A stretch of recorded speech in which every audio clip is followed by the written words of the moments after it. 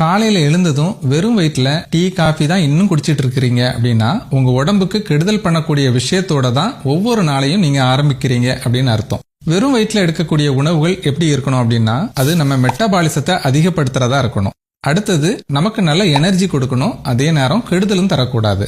மூணாவதா அந்த உணவை ப்ரிப்பேர் பண்றதும் ஈஸியா இருக்கணும். சொல்ல போனா டீ காஃபி எல்லாம் ப்ரிப்பேர் பண்றதை விட அது ஈஸியா இருக்கணும்.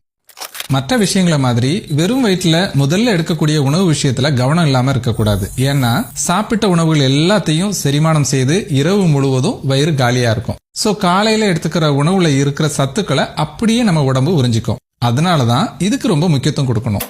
செலவே இல்லாத முதல் விஷயம் தண்ணீர். உங்க உடல்நிலை எப்படி இருந்தாலும் சரி, வெறும் வயிற்றுல முதல்ல தண்ணீர் தான் குடிக்கணும். அது சூடா இருக்கணுமா, குளிர்ந்த நீரா, தேன் கலந்து குடிக்கணுமா, எலுமிச்சை சாறு கலந்து குடிக்கணுமா அப்படிங்கிற சந்தேகம்லாம் வேண்டாம். 2 டம்ளர் அளவுக்கு சாதாரண தண்ணீரை குடிங்க. அதுக்கப்புறமா தான் வீடியோல சொல்லியிருக்கிற மற்ற விஷயங்களை உங்களுக்கு ஏற்ற மாதிரி நீங்க சாப்பிடலாம்.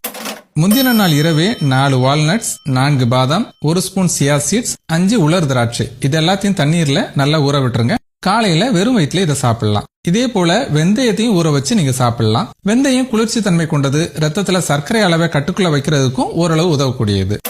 சியா சீட்ஸ், பிளாக்ஸ் சீட்ஸ், பூசணி, தர்பூசணி, சூரியகாந்தி இந்த மாதிரி விதைகளை கொஞ்சம் வாங்கி மிக்ஸ் பண்ணி எண்ணெய் சேர்க்காம வறுத்து அதை ஒரு ஏர்டைட் கண்டெய்னர்ல போட்டு வச்சுக்கோங்க.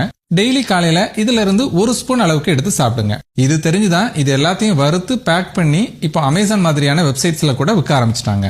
பழங்களை பொறுத்த வரைக்கும் வெறும் வயிற்றுல சாப்பிடறதுக்கு சரியானதுன்னா அது பப்பாளி பழம் தான். எல்லா சீசன்லயும் கிடைக்கும். ஒரு பெரிய துண்டு பப்பாளி பழத்தை நீங்க சாப்பிடலாம். சீசன்ல மட்டுமே கிடைக்கக்கூடிய தர்பூசணியும் காலையில சாப்பிடறதுக்கு ஏற்றதுதான். இது ரெண்டுமே உங்களுக்கு பிடிக்கலன்னா ஆப்பிள் கூட ஒரு நல்ல சாய்ஸ்னு சொல்லலாம். ஜூஸ் வகைகள்ல வெண்பூசணி சாறு குடிக்கலாம். இதுல ஏகப்பட்ட பெனிஃபிட்ஸ் இருக்கு. இதை பத்தி ஏற்கனவே நம்ம வீடியோ பதிவிட்டு இருக்கிறோம். லிங்க் டிஸ்கிரிப்ஷன்ல கொடுத்திருக்கிறேன், செக் பண்ணிக்கோங்க. இது தவிர ஆலோவேரா ஜூஸ், குக்கும்பர் ஜூஸ், நெல்லிக்காய் ஜூஸ் இப்படி ஒவ்வொரு நாளும் ஒவ்வொரு ஜூஸ் குடிச்சிட்டு வரலாம். உங்களுக்கு அருகம்புல் கிடைச்சா அது கூட 5 துளசி இலைகளையும் சேர்த்து போட்டு ஜூஸ் செஞ்சு குடிக்கலாம். சப்போஸ் உங்களுக்கு காலையில எழுந்தது அதிகமா பசி எடுக்கும், பிஸ்கட் மாதிரியான விஷயங்களை சாப்பிட்டு பழக்கப்பட்டு போனீங்கன்னா அதுக்கு பதிலா நீங்க முளைவிட்ட பச்சை பயிறு, நீராகாரம் இந்த மாதிரி விஷயங்களை ட்ரை பண்ணலாம். அல்லது முளை கட்டின பயிர் வகைகளை அரைச்சு மாவாக்கி வச்சுக்கோங்க. அதுல சத்து மாவு கஞ்சி செஞ்சும் சாப்பிடலாம். இதுல விட்டமின்ஸ், தாது உப்புகள், புரோட்டீன், என்சைம்ஸ், ஆன்டி ஆக்சிடென்ட்ஸ் இப்படி ஏகப்பட்ட சத்துக்கள் இருக்கிறது மட்டும் இல்லாம நம்முடைய நோய் எதிர்ப்பு சக்தியும் அதிகமாகும். வெறும் வயிற்றுல தண்ணீர் குடிச்சதுக்கு அப்புறமா 1 ஸ்பூன் அளவுக்கு நெய் குடிக்கலாம். ஒமேகா 3 கொழுப்பமிலங்கள், விட்டமின் ஏ இதெல்லாம் இதுல அதிகம். ஜீரண ஆற்றலும் மேம்படும். ஆனா இதுல 2 விஷயத்த கவனத்துல வச்சுக்கணும். நெய்ய உருக்கி தான் எடுத்துக்கணும். பயன்படுத்துற நெய் கலப்படம் இல்லாத சுத்தமான நெய்யாவும் இருக்கணும். அதே மாதிரி இது எல்லாருக்கும் சூட்டும் ஆகாது. இந்த வீடியோல சொல்லியிருக்கிற எல்லாத்தையும் ஒரே நாள் எடுத்துக்கணும் அப்படிங்கிறது கிடையாது.